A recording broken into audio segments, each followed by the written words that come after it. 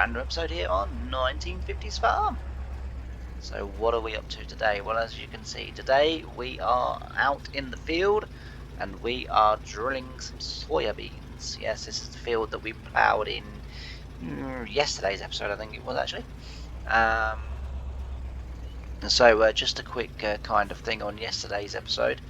I hope you enjoyed it, obviously, but also as well, I hope that some of you interested in sort of the plans of the channel and sort of being out on tour with Jimmy, and we go to a few places and learn a few things and see what the world has to offer.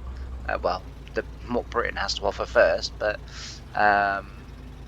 it's from that yesterday's video. I've now been invited to attend a tour day at the London Fire Brigade Museum. So when that reopens, because that's currently being heavily refurbished at the moment, so when that reopens, we're hoping or looking likely that we're going to be one of the first to have the tour of the museum, which is very exciting. But anyway, as I say, so hopefully yesterday you was excited by the plans, and hopefully they'll come to fruition.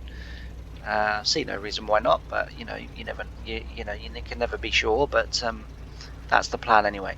But so yeah, today we are planting said corn in said we're planting soybeans in said cornfield that we ploughed in yesterday's episode. So yeah, so I hope your day's going well. Mine's not going too bad. It's very early in the morning. I'm actually started recording a little bit later this morning. So normally I'm sort of recording by probably about 6:15, depending on what time I got up. If I was up at 4, then it would be after sort of getting on for 5 o'clock. But yeah, today a bit later today. So I originally wanted to plant cotton in this field, but it suddenly dawned on me when I came down with the planter that actually I'd probably missed the window for cotton, and I was right. I had cotton is February, March, so yeah, couldn't do that. So soybeans it is, but that's okay, because all that was going to happen was that the next field was going to be soybeans and the next field was going to be corn.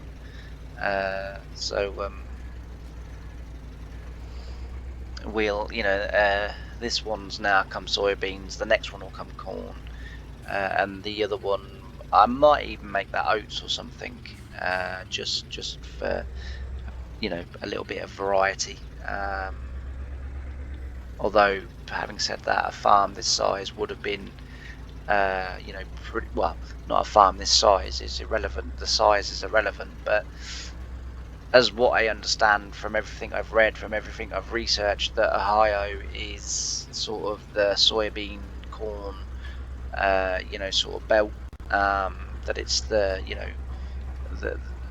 most popular two crops that are grown, in the area, along with wheat and stuff like that. So I don't think we'd be too far out if we did a couple of fields of soybeans and maybe a field of corn. I might even do that. To be fair, I might even just do that. But yeah, so that's what we're going to be doing today. We're actually getting through this field quite relatively quickly, which is sort of helpful, because today I want to try, if I can, and be completely sown up, all the way across both farms. So we've got the dairy done.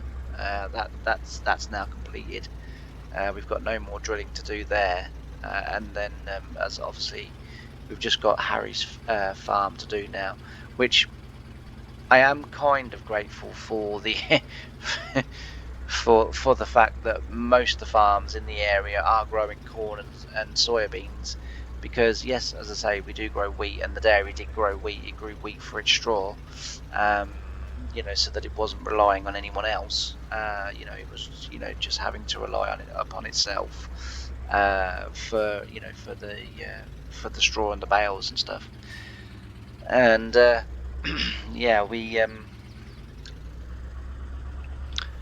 it certainly helps because, as I say, ploughing takes quite a long time on here, and I'd never get all of both farms done with the harvest and how long that takes, and then you've got the ploughing, manure spreading, and all of that good stuff to then do, and then sort of get drilling. I'd never get it all planted in time. So the fact that it's springtime does help because I can get the ploughing all done through the winter, and sort of. It's not necessarily a case of take my time. It's a case of it takes time to do. As I've said many times before, the fields are massive and the machinery is small. So it does take time to complete. But yeah, so it does give me an opportunity then to, in the springtime, to then get my planting in and done on time.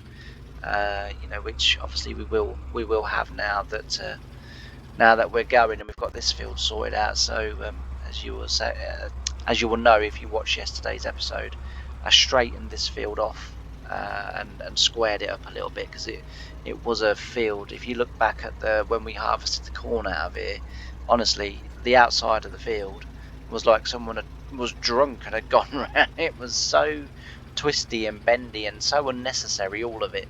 So I just thought, do you know what, actually I'm going to do my best. I'm going to really concentrate and I'm going to try and just sort of square it up, and see if I can make it a little bit easier to farm, and thankfully we've managed to do that. So that's a really good positive thing. But yeah, so we'll crack on. What I'll do is I'll just switch over to a little bit of time lapse. It's not going to be a chatty video today. They happen sort of every now and again, and sometimes they'll happen twice a week if I've got something that needs to be said or something that I want to talk about. But or otherwise normally we would just do sort of normal videos for me sort of thing. So yeah, I'm going to switch over to a little bit of time lapse, and we'll crack on with this, and then we'll meet again. Well, in the next field we're going to drill soybeans as well, and then we'll put the planter on if there's time, and we'll start drilling the corn. There won't be enough time, I don't think, in this episode to drill all of the corn, but and when you come back for the next episode, which will be tomorrow's episode, we'll have moved on. I don't want to spend too much time doing sort of drilling videos and having sort of 2-3 videos in a row of me drilling. As I've said before, it's a case of making sure you're there for every step, but then also moving the series along and the episodes along to try and make them a little bit more diverse and stuff like that. So as I say, I'm going to switch over to a little bit of time lapse, and I'll see you in a bit. Bye for now.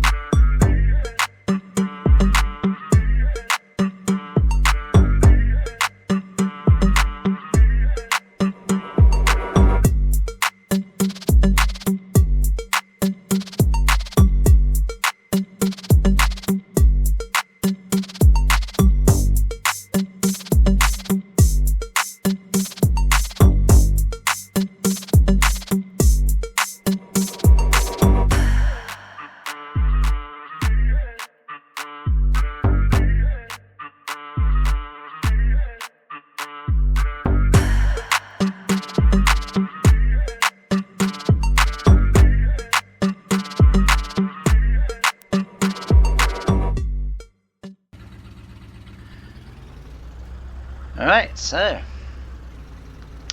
that's nearly got this field completed. And then what we'll do is we'll get on with planting the big field with corn. And that will be the last field that we drill this year, or plant this year if you like. So yes, can't wait to get rid of these pesky trees. As anyone who watches my videos regular will know that whilst a big fan of trees in real life, not such a fan of trees in Farming Simulator. And as I say, anyone who's been watching the last few recent episodes will know that about halfway across this field, so about here, well, it'll be, we can tell from this side, so just here,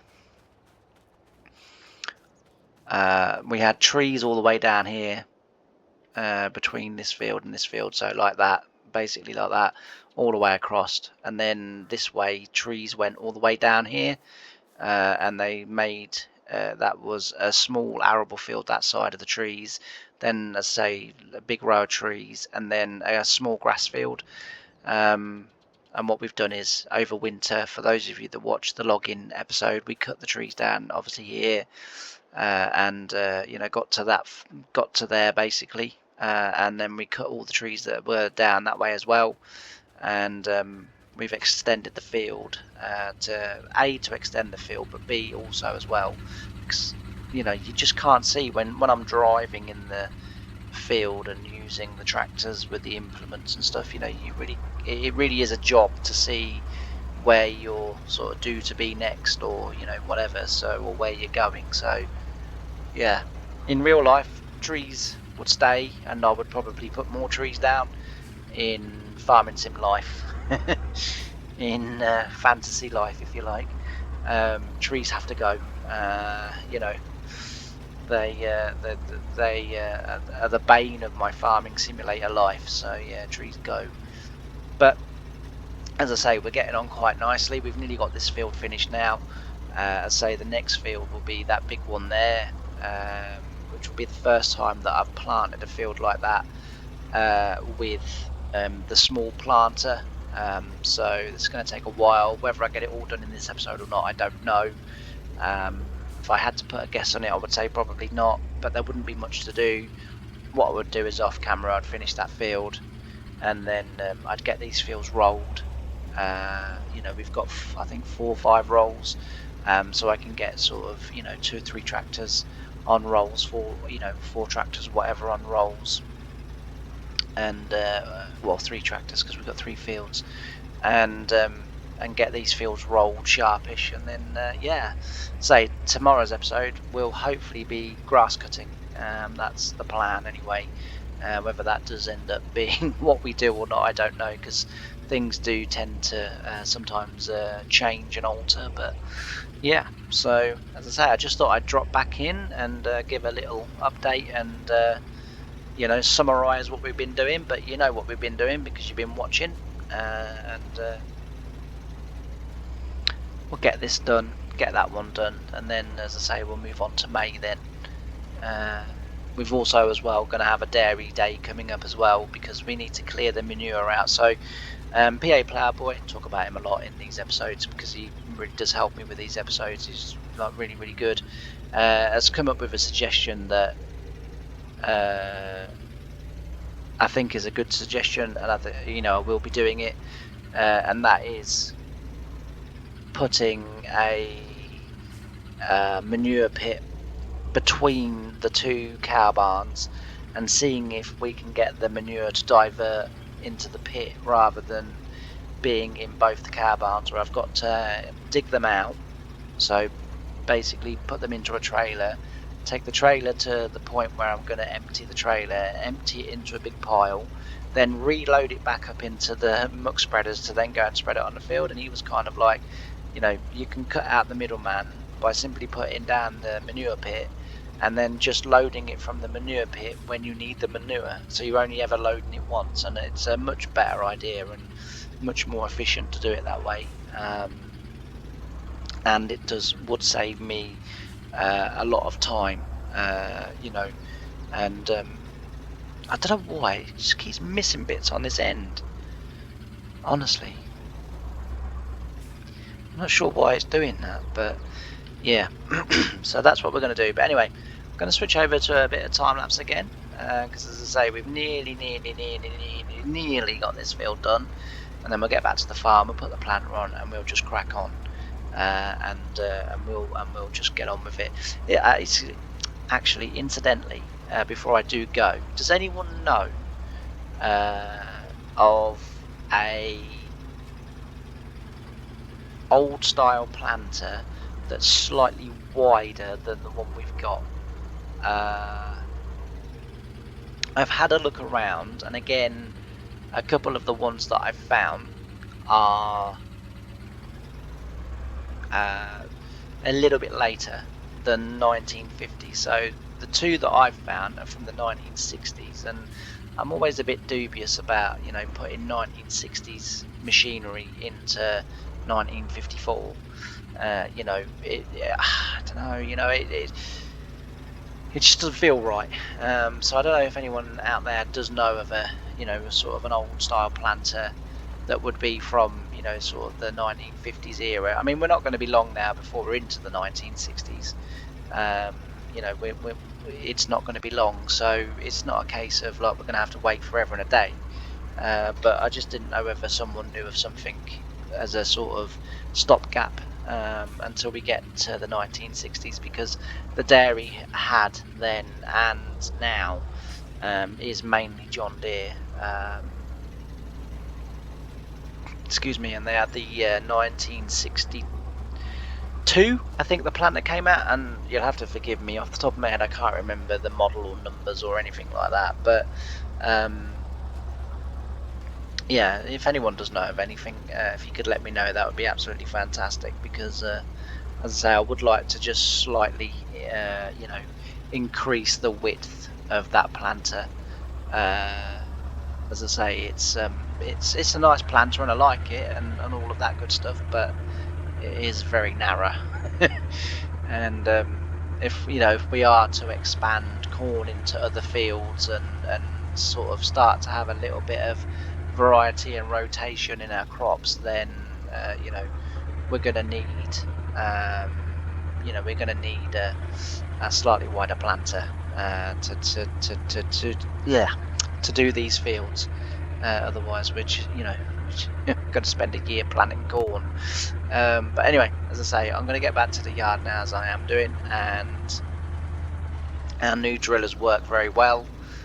So we bought it off the dairy. It's worked excellently well. I'm very pleased with it, and it does mean that we no longer have to borrow the seeder now from the dairy. We can now actually seed our own fields. We've had to borrow the planter, but you know, we can't be perfect all of the time. So yeah, anyway, we'll get on with planting the corn, and I'll see you at the end, because I say, the next time when we meet again, that will be pretty much the close of the episode. So yeah, I'll see you in a little bit.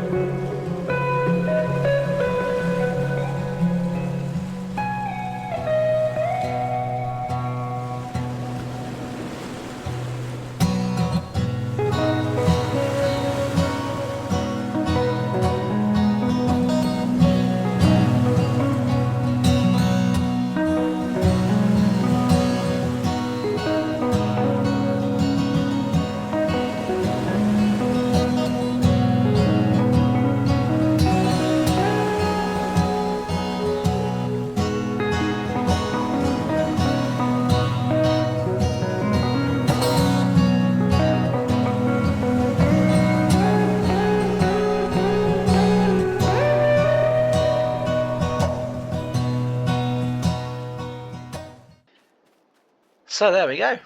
We've got the field completed, which does surprise me, to be fair. I didn't think I'd get this done, but the reason why that, I don't know if you noticed in the time lapse, it probably wasn't quite so obvious in the time lapse, but the planter was planting slightly wider than what the planter is, and that's, as I've told you before, the texture tearing on this particular map is quite bad. So it's like this bit here, and this is why I left this bit as an example. I was looking for it and I couldn't find it, and I thought, well, I ain't going to spend the next 10 minutes just talking about nothing and not able to find what I'm looking. But it's this bit here. I just caught it out the corner of my eye. So with this bit here in particular, I came down this way on the edge as I had done the whole breed.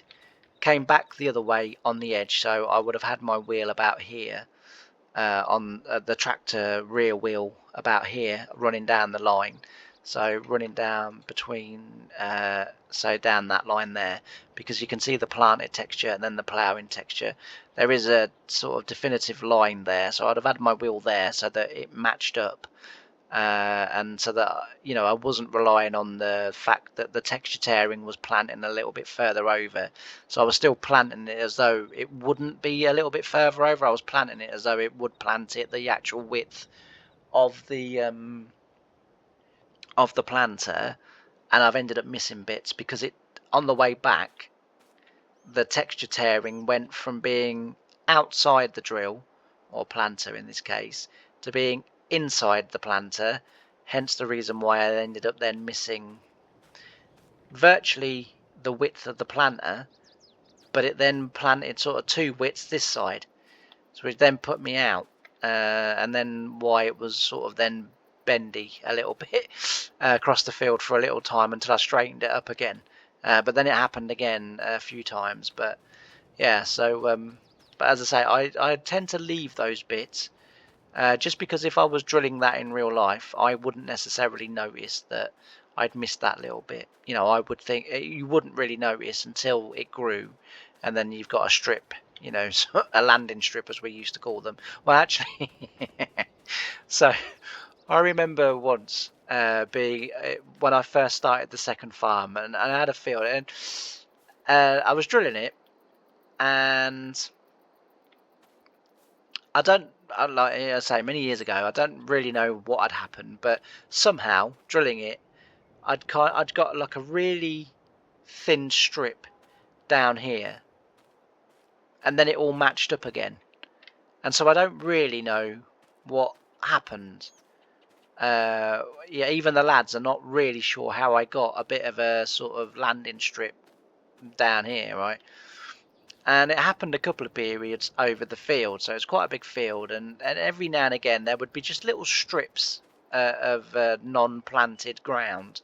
So the wheat I think it was wheat that I'd planted in there. I can't remember now, like I say, it's a long time ago, but just remember these lines. And the farm manager Adrian was we were walking through the field, because if you missed bits you had to go and explain it, and I couldn't.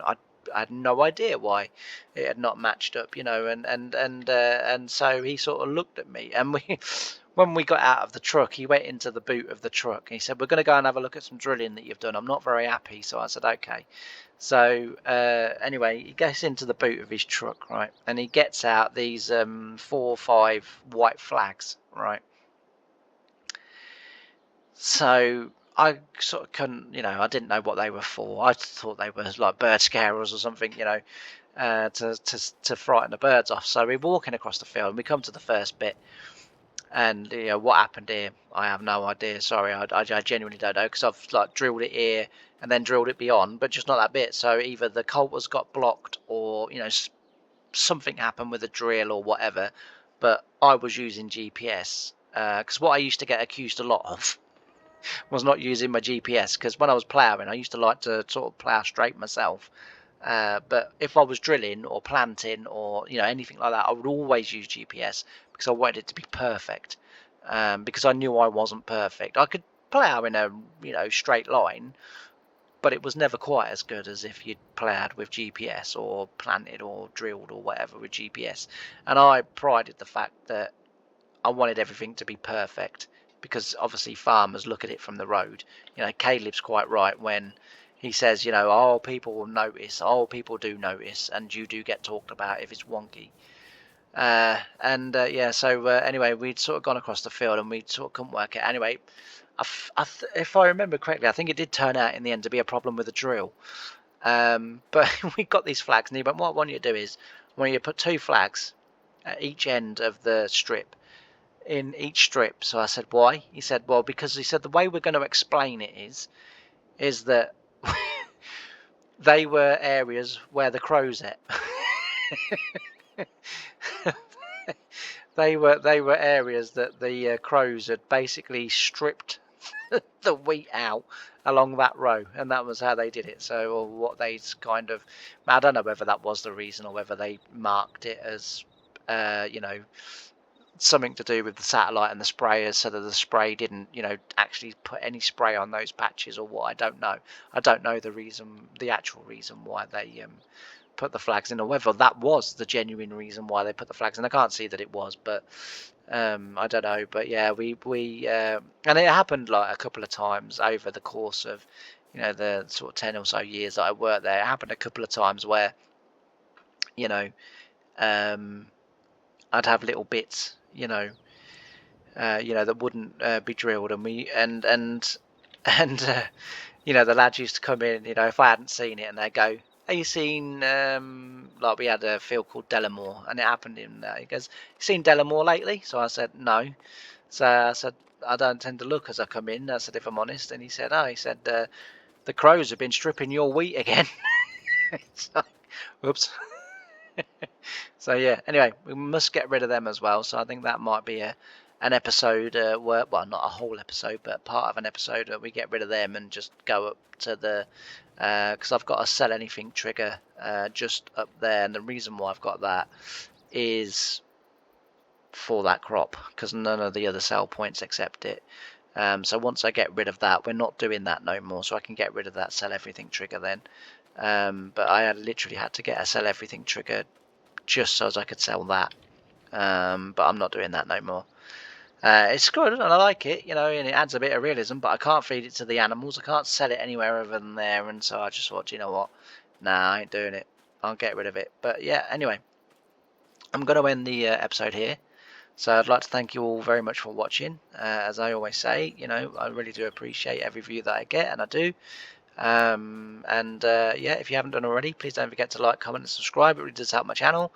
And all that's left for me to say is thanks ever so much for joining me in this episode, and I can't wait to see you in the next one. But bye for now.